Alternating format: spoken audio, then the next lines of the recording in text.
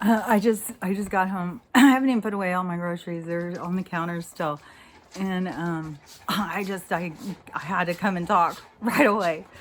Okay, so a couple of things. So, yeah, people are still going out and getting these right now, even though it has been said, don't do it. Don't listen to the CDC. Don't listen to any three-letter agencies. They're out to get you. And when I just went into town, I'm in Washington State, signs. Oh, yeah, you can go like this with nothing if you've got this by law. State law says. Oh, really? So you don't follow the Constitution? Seriously? Yeah, so those signs are up everywhere. The thing that got me, though, I went to the weed store, and, it's super liberal. They follow the rules. And nobody here can work without one on unless you've got one. And I'm just super sad. My favorite girl just got back. She had her first grandchild. She's a very young grandma. I would guess under 40. And, or early 40s. She's very young. And she didn't have one on. She was like, oh my God. It's just so sad, especially when there's people who are saying, this protein thing that's going to be triggered. They're expecting this winter. They're expecting 2 billion people to just drop over. It's just sad, man. I know we're moving ahead, but there's still so much question about that kind of stuff. And when I went, I literally saw some guy, a young guy, sitting out at the bus stop by himself, no one around anywhere, with one of those on. And it's a beautiful fresh air day. Super, super frustrating. It's just like, oh my God, people. Why can't you look into things? Oh, why can't you think for yourself? Fucking fear's a bitch. So the other thing, this is what really got me. Okay, so I know that, when I say stuff about how I'm treated, that some people are like, yeah, right. People give a crap about tattoos. I don't think so. So this morning when I was trying to leave, my car was just not even making a click when I would turn it over. No sound. Oh, but when I went out, I was trying to get the dogs. I had to put the seat down, and fix the back because I was taking them to the dog park. And when I did that, the seat was making this weird noise and then it just stopped. And I was like, weird. And then there was this ticking. I thought, oh my God, there's a fucking bomb under my car. And I'm trying to look and it's like, what is this ticking? And it kept being tick, tick, tick, tick, tick, tick. And I couldn't find it. And so my friend came to jump me and brought her hubby with her. And I could no way could I be married to someone right now who is different than me like that, no, I'd have to be in alignment with them. But so anyways, he's a border guard up at the Canadian border, and you have to go through him to come into this country. So he comes to jump me with his fancy new truck and does it. And then he starts going and looking in my car. And, I think, oh, he's just checking out my car, it's, he's just looking at it because, I don't know, you don't see tons of Volvo wagons. Maybe he just wants to see, like, what's it look like inside, I'm not thinking that much about it because I'm not one of those people. I'm not a suspicious person because I'm not going around doing things that are, not cool. So anyways, he goes and does that and goes and gets in his car, and she starts getting really mad at him for looking in the car, asking him what he's doing. And I'm like, okay, this is awkward. So he goes and get in the car, and she starts saying stuff like he's right there. I was like, okay. But, you know, she has a brain injury too. And her part of her thing is, and I'm not really sure how it works because we're all different, but she'll start talking about people right in front of them. It's just like, oh. And so she starts saying, he's looking in your car for drugs. And I'm just like I'm thinking, is he a drug addict? Is he hoping like I have some drugs he can steal? Like, what do you mean? And she goes, just come by. I've got some, she has a little farm. I've got some stuff to give you. And so I was headed to town, go to the dog park, and, you know, get back and go over to her place. And he's not there yet. He had to go to appointment. That's why she wanted me to come before he got back so she could tell me what's up. And so, yeah, she starts telling me, well, you know, he is offended by my tattoos. And he automatically thinks I'm a drug addict. And so he was looking in my car, literally as an agent of the state, to see what he could see, if he could find something incriminating on me. And he checked my tattoos, she said, to see if there was anything that was gang related or had meaning or something like that, right? And so I'm like, really? Seriously? And she's like, yeah. And I said, well, you know, that's the beauty with tattoos. It shows me a lot more about that person. So yeah, that's crazy, man. And so she tells me that the CIA and the FBI have come up to the border and have been working with these people and have told them, you know, you need to report this, and this. So just so you know, if you have any kind of stickers, flags, you have even a sticker that says 1%, or I guess now there's stickers that say 3%. I'm not sure. I'm sure if you have, you know, the letter on your car, that's it. You're done for. But anyways, they're calling and turning in people, completely innocent people, because your sticker or what's on your skin or whatever. Like, oh my God. Does he know he's a Nazi?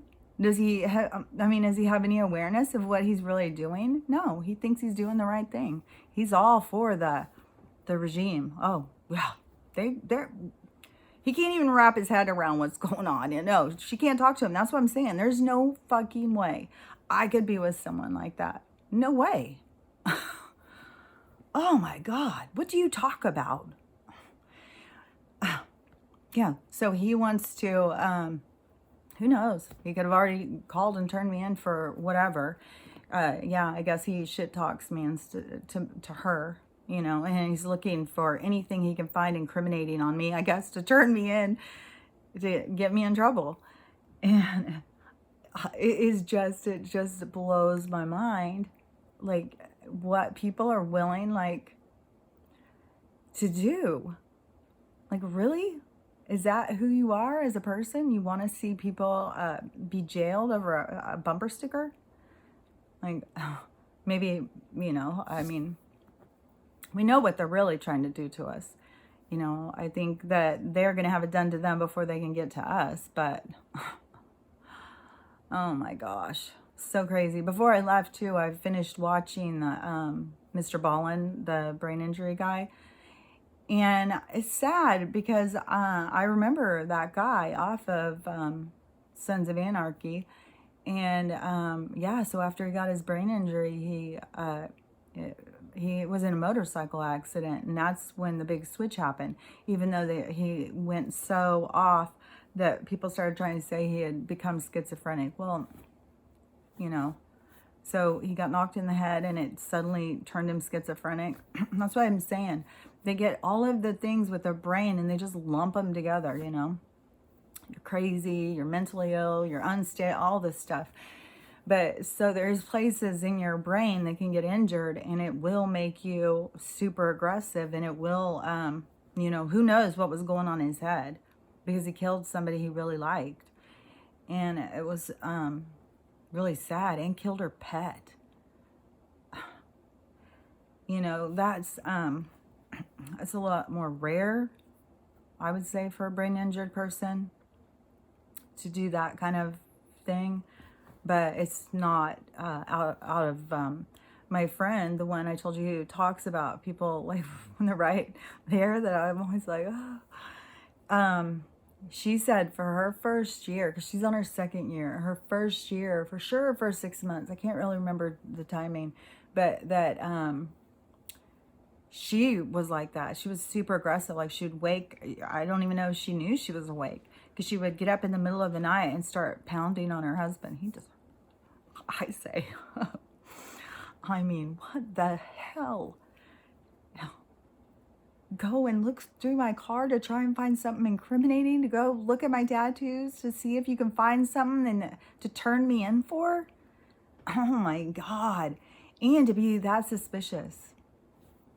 And I'll tell you what, she told me some other stuff that I found very, very disturbing. Like, I mean, we are 100% living amongst people who are all jacked up in their minds, man. All jacked up. It is, you know, I don't know if the thing I heard was really disturbing. Sorry. And, yeah, another slash. Well, I wouldn't be with this person. But yeah, I don't know. If you're not working on yourself, you know, especially like right now, if you got to break free of this system and focus on your own health and your own mental, your mental stability, man. I mean, they want to keep you so scared.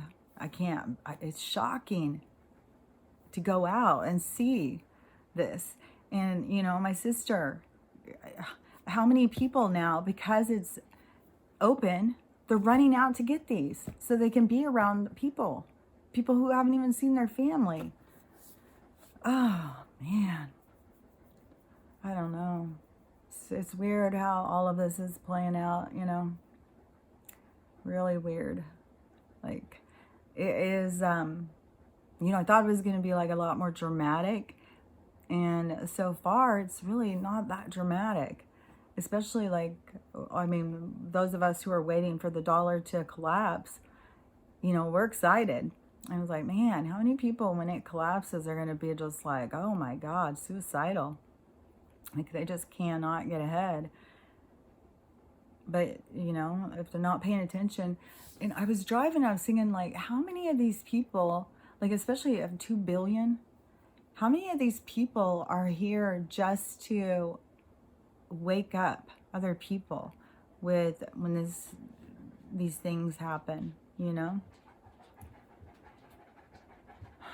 I don't know. Stuff is just going to keep playing out, and it's going to, as it plays out, things will make more sense. That's the way it's been going for the last 6 years for me. Maybe even longer. Maybe more like nothing made sense right after my brain injury. Yeah, I would say probably 6 or 7 years that things have started making so much sense. But yeah, I mean, we got to see how stuff plays out. But yeah, anybody who, if you're going around and you got stickers on your car and you're anywhere by the border, you know, I just know they're going, and they're not going and looking for people crossing illegally. They're looking for us, the flag flyers, man, the ones who appreciate freedom, who don't want to be controlled, who know they have God-given rights. So yeah. Anyways, at least we all have each other, and, you know, energetically, they can't take us all, you know, and we're the wall they have to get through, and they can't. Yeah, real stumbling Joe. I don't even know if he can't climb stairs to an airplane. We know that. I don't know if he could climb stairs to a bedroom. I'm sure he's the first floor. He's got to have a ranch style first floor. Probably drives a scooter around his house. Jill probably spoon feeds him. Seriously. I mean, this stuff is so ridiculous. When people think he's leading the country, it's like, what? Really? Ugh. Yeah. I don't know. You gotta laugh. I mean, if you're not laughing, you're gonna be crying. So, anyways, we'll see. Who knows? It's only 1:30. I could be back on here.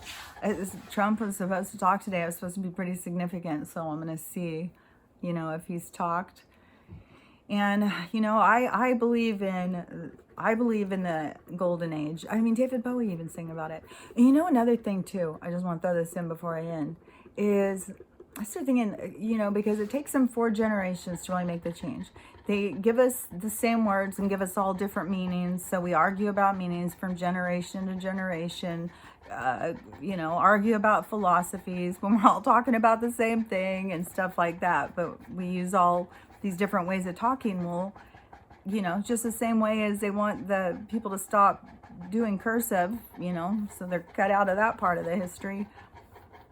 They are, manipulating so much between the generations, and it takes 4 to completely turn things around to the way they want them, and I think we're on the 3rd since they started that Agenda 21 thing.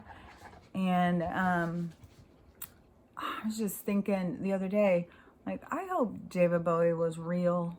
Like, I hope he was really authentic, because back then, like, we looked at him like, somebody who, like, he empowered you if you were, like, more of a fringe kind of weirdo. And he, I don't know, he just, like, he was a trailblazer back then. And then when I think, like, if they had him do some of that stuff just to manipulate, to start the manipulation, like, yeah, you can have a record deal, but you're going to do this. I don't know. I mean, the things are so manipulative, what goes on, that you have to question everything. And there's no way to know all this stuff. I mean, they pretend to kill people. Like, Paul McCartney was dead from the beginning of the Beatles. Like, what? Why not just tell the truth? What is wrong with the truth? Seriously, I don't understand. The truth will set you free. That's a lot. To lie, you have to keep that lie going. You have to keep it in your head. You have to keep on, like, who wants to play that game? I don't understand lying. I don't understand liars. And we're dealing with the biggest lies in the world here. It's extraordinary. So anyways, yeah, be safe, and, stay home as much as you can. Seriously. I mean, it's not safe. It doesn't matter if they've opened things. They're just trying to, it's like what you do when you got, like, ants or something. You put the sugar, you try or fly or whatever, to kind of get them all over there so you can kill them all at once. I mean, think about it, people. And if you don't really get that we're animals, especially to them, then, yeah, we're animals. We can put on clothes and we can talk and we can sure the hell go to work for these people, but we're still animals. And, yeah, we're about to have our place back.